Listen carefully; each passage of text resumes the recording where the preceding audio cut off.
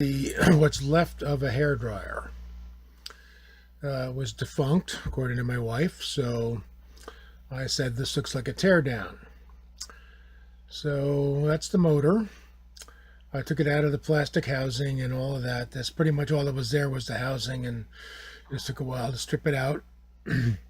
Over here we have a 3.7 volt LiPo battery connected with alligator clips back to the terminals of the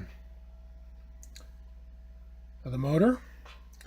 So I'll take the switch on this little JST connector and flip it to on.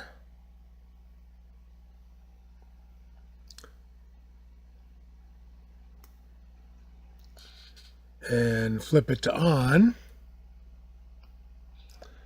And the motor should be going. There it goes. So the motor goes. I also tried this with a 12 volt battery and the motor goes, and the speed's pretty much the same. But now I have a little fan. I don't know exactly what I'm going to do with it, but I have it. See you next time.